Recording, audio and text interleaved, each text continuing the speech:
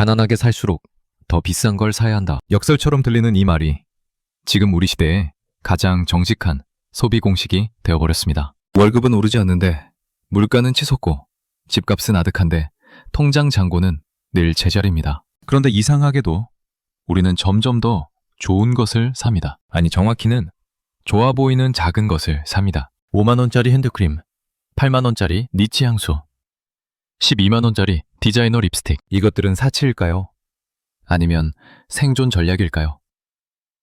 오늘 우리는 가난한 시대의 명품, 소비라는 모순된 현상 속으로 들어갑니다. 점심시간, 서울 시내 한 오피스 빌딩 휴게실. 29세 직장인 김지연 씨는 편의점 도시락 뚜껑을 열며 하루를 버팁니다. 4,800원. 그녀의 점심값입니다. 식사를 마친 그녀는 가방에서 작은 튜브 하나를 꺼냅니다. 프랑스 미치 브랜드 이솝의 핸드크림. 가격은 52,000원. 점심값의 10배가 넘는 가격입니다. 이거 바를 때만큼은 제가 뭔가 챙기고 사는 사람 같아요. 그녀의 말입니다. 이 장면은 비단 김지연 씨만의 이야기가 아닙니다. 2026년 한국 소비자들의 가장 일반적인 초상입니다. 우리는 교통비를 아끼려 한 정거장을 걸으면서도 SNS에서 본 그 향수만큼은 반드시 삽니다. 저녁은 집에서 라면으로 때우면서도 출근길 손에는 15,000원짜리 스페셜티 커피가 들려 있습니다.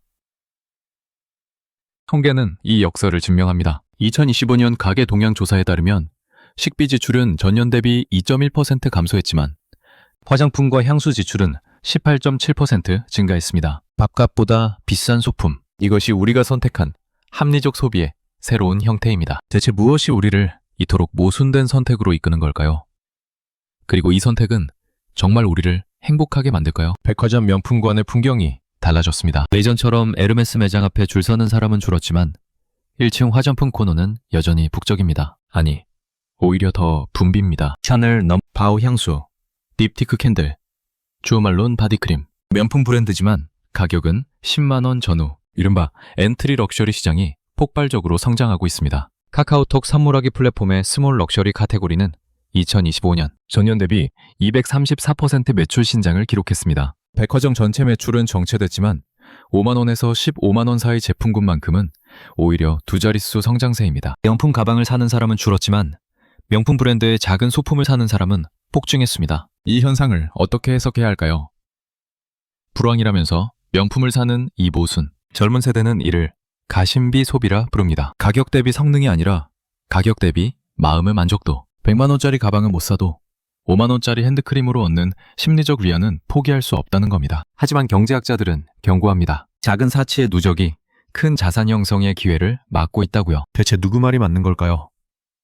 이 질문에 답하기 위해 우리는 먼저 역사 속으로 거슬러 올라가야 합니다. 역사는 반복되지만 립스틱이 핸드크림으로 바뀌었을 뿐이다. 1930년 미국 대공황의 한복판에서 한 가지 기묘한 현상이 포착됩니다. 실업률이 25%를 넘어 거리엔 실직자가 넘쳐났는데 립스틱 판매량만큼은 오히려 급증한 겁니다. 경제학자들은 이를 립스틱 효과, 립스틱 이펙트라 명명했습니다. 큰 것을 잃었을 때 인간은 작은 사치로 위안을 구한다는 이론. 90년이 지난 지금 우리는 같은 현상을 목격하고 있습니다. 다만 립스틱이 미치 향수와 디자이너 핸드크림으로 진화했을 뿐입니다. 왜 인간은 가장 어려울 때 작은 사치를 포기하지 못할까요? 1930년 9월 뉴욕 월스트리트 증시 폭락 이후 미국 경제는 나락으로 떨어졌습니다. 은행은 파산했고 공장은 문을 닫았으며 사람들은 하루하루 생존을 걱정해야 했습니다. 그런데 화장품 회사들은 이상한 보고를 받기 시작합니다. 립스틱 매출이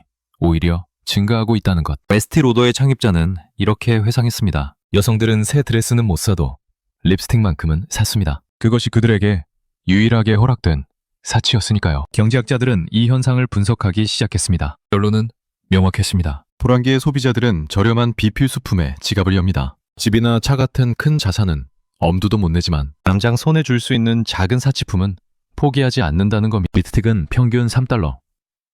한 끼 외식비보다 조금 비쌀 뿐이었지만 그것을 바르는 순간만큼은 나도 여전히 괜찮은 사람이라는 감각을 줬습니다. 2026년 대한민국 청년 실업률은 7%대. 평균 집값은 중위소득의 12배. 물가 상승률은 3%를 오갑니다. 그리고 이솝 핸드크림은 매년 20% 이상 판매가 늘어납니다. 역사학자 유발 하라리의 말처럼 역사는 반복되지 않지만 운율을 맞춘다. 1930년대 립스틱과 2024년 핸드크림 사이엔 90년의 시차가 있지만 그 이면의 심리는 동일합니다. 큰 것을 이뤘을 때 인간은 작은 것으로 자존감을 지킵니다. 그렇다면 이 작은 것은 정말 우리를 구원할까요? 아니면 또 다른 함정일까요? 가성비가 아니라 가심비입니다. 31세 회사원 박민준 씨의 말입니다. 그는 월급 320만 원 중 40만 원을 나를 위한 소비에 씁니다. 니치 향수, 디자이너 양말, 프리미엄 문구류, 하나같이 실용성보다는 기분을 사는 물건들입니다. 집 살 돈 모으라고요?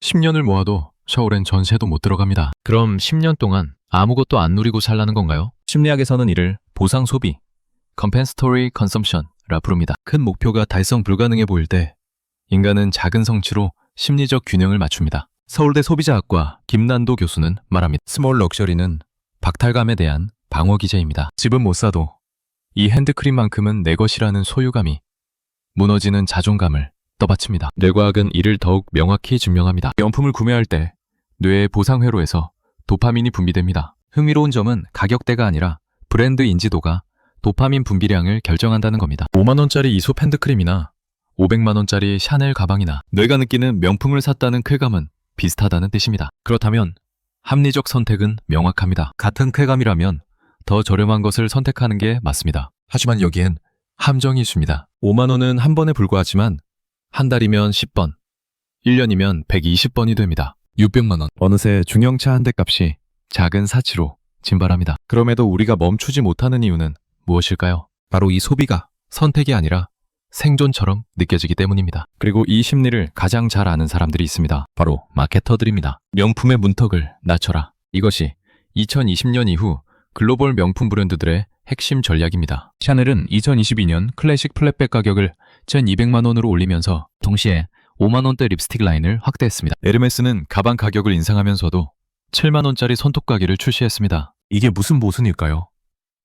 아닙니다. 정교한 계산입니다. 명품 마케팅 전략가 장노엘 카펠은 이를 피라미드 전략이라 명명했습니다. 피라미드 꼭대기엔 수천만 원대 제품을 배치해 브랜드 가치를 유지하고 하단엔 10만 원 미만 입문용 제품을 깔아 신규 고객을 확보하는 겁니다. 중요한 건 하단 제품을 산 고객이 언젠가 상단으로 올라갈 거라는 기대가 아닙니다. 하단에 머물러도 충분히 수익이 나기 때문입니다. 딥티크 캔들 한 개 원가는 15,000원, 판매가는 9만 원, 마진율 500%, 이솝 핸드크림은 원가 8,000원, 판매가 52,000원, 마진율 550%.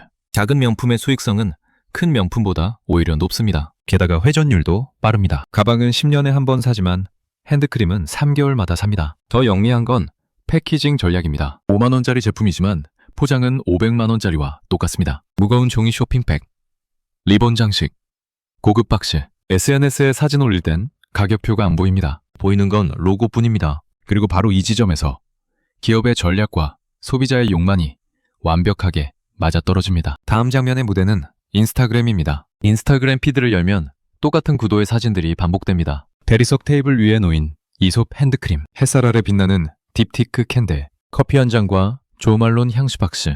해시태그는 소확행, 나를 위한 선물, 힐링템. 이것은 단순한 제품 인증이 아닙니다. 나는 이 정도 삶의 질은 유지하는 사람이라는 무언의 선언입니다. 사회심리학자 어빙 고프먼은 이를 인상관리, 임프레션 매니지먼트라 불렀습니다. SNS는 현대인의 무대이고 우리는 그 위에서 끊임없이 연기합니다. 문제는 이 연기를 위한 소품이 점점 비싸진다는 겁니다. 2018년엔 스타벅스 커피 한 잔이면 충분했지만 2024년엔 명품 브랜드 로고가 필요합니다. 인플레이션은 물가만이 아니라 인정의 기준에도 적용됩니다. 서강대 사회학과 연구팀이 2030배 300명을 대상으로 조사한 결과 응답자의 68%가 SNS에 올릴 만한 제품인지를 구매 시 고려한다고 답했습니다. 34%는 실제 사용보다 인증이 주목적이라고 솔직히 인정했습니다. 5만 원짜리 핸드크림의 진짜 가치는 50g 용량이 아니라 그것을 찍은 사진이 받을 좋아요 100개 있는 겁니다. 더 아이러니한 건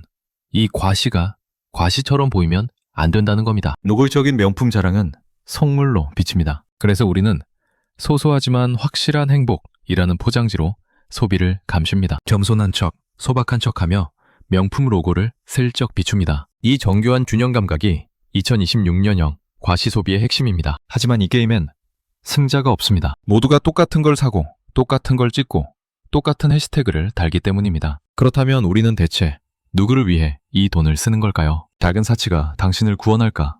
아니면 파괴할까? 이제 우리는 가장 불편한 질문 앞에 섰습니다. 5만 원짜리 핸드크림은 정말 우리를 행복하게 만들까요? 아니면 우리가 스스로를 속이고 있는 걸까요? 경제학자들은 작은 출혈을 경고하고 심리학자들은 정서적 생존을 옹호합니다. 누구 말이 맞을까요? 답을 찾기 위해선 우리가 외면했던 숫자들과 마주해야 합니다. 그리고 그 숫자들이 말하는 진실은 생각보다 가혹합니다. 하루 5,000원, 카페라떼 한 잔 값입니다. 별것 아닌 것 같지만 1년이면 182만 5천 원입니다. 이를 카페라떼 효과라 부르며 재테크 전문가들은 이 작은 소비를 줄이라고 조언합니다. 그런데 2026년 새로운 효과가 등장했습니다. 핸드크림 효과. 한 달에 한 번 5만 원짜리 스몰 럭셔리를 사는 습관. 1년이면 60만 원, 10년이면 600만 원입니다. 그까지 600만 원으로 뭘 하겠어요? 누군가 반문할 겁니다. 맞습니다. 서울의 집 한 채 사기엔 턱없이 부족합니다. 하지만 숫자는 거짓말하지 않습니다. 금융감독원 통계에 따르면 20대 평균 저축액은 월 47만 원입니다. 만약 스몰 럭셔리 소비를 절반만 줄여도 저축률은 10% 이상 증가합니다. 10년이면 원금만 360만 원, 연 5% 복리로 굴리면 약 450만 원이 듭니다. 더 중요한 건 심리적 습관입니다. 행동경제학자 댄 에리얼리는 작은 소비의 반복은 뇌에 미래보다 현재를 우선시하는 회로를 강화한다고 경고합니다. 5만 원짜리 핸드크림을 살 때마다 우리 뇌는 즉각적 만족을 학습합니다. 그리고 이 학습이 쌓이면 장기적 목표집 마련, 노후 준비를 위한 인내심은 약화됩니다. 하지만 여기서 멈추면 이야기의 절반만 본 겁니다. 숫자가 전부일까요? 600만 원을 아껴서 10년 뒤 통장에 쌓아놓는 게 정말 10년간 주간마다 느낀 작은 기쁨보다 가치 있을까요? 이 질문엔 정답이 없습니다. 하지만 우리가 던져야 할 질문은 명확합니다. 나는 왜 이걸 사는가? 습관 때문인가? 진짜 필요해서인가? 아니면 SNS 인증을 위해서인가? 이 질문에 정직해질 때 비로소 우리는 현명한 선택에 다가갑니다. 스몰 럭셔리는 죄가 아닙니다. 불황기의 작은 사치는 정서적 생존 도구일 수 있습니다. 심리학자 메슬로의 욕구 5단계를 떠올려 보세요. 인간은 빵만으로 살 수 없습니다. 자존감도, 소속감도, 미적 욕구도 충족되어야 합니다. 5만 원짜리 핸드크림이 그 역할을 한다면 그것은 낭비가 아니라 투자입니다. 정신건강에 대한 투자. 하지만 조건이 있습니다. 의식적 소비여야 한다는 것. 습관적으로, 자동적으로. 남들이 사니까 따라 사는 게 아니라 나는 이게 정말 필요하고 이게 나를 행복하게 만든다는 확신 속에서 사는 소비. 그 기준을 만들기 위한 3가지 질문을 제안합니다. 첫째, 이 제품이 없었던 지난달 나는 불행했는가? 만약 답이 아니오라면 그건 필요가 아니라 욕망입니다. 욕망을 채우는 것도 나쁘진 않지만 욕망인 줄 알고 사야 합니다. 둘째, 이 돈으로 할 수 있는 다른 선택은 무엇인가? 5만 원이면 부모님께 꽃다발을 선물할 수 있고 오래된 친구와 저녁을 먹을 수 있고 책 3권을 살 수 있습니다. 비교 후 여전히 핸드크림이 최선이라면 그건 현명한 선택입니다. 셋째, 1년 뒤 나는 이 소비를 기억하고 있을까? 기억에 남을 만큼 의미 있는 소비인지 아니면 그저 통장 명세서 한 줄로 사라질 소비인지. 결국 스몰 럭셔리의 본질은 균형입니다. 미래를 완전히 포기한 채 현재만 사는 것도, 현재를 완전히 희생하며 미래만 준비하는 것도 답이 아닙니다. 당신의 5만 원이 진짜 행복을 향하고 있다면 그것은 가장 현명한 투자입니다. 하지만 그것이 불안을 가리기 위한 임시 방편이라면 잠시 멈춰서 물어야 합니다. 나는 지금 정말 내가 원하는 걸 사고 있는가? 이 질문에 대한 답은 오직 당신만이 할 수 있습니다.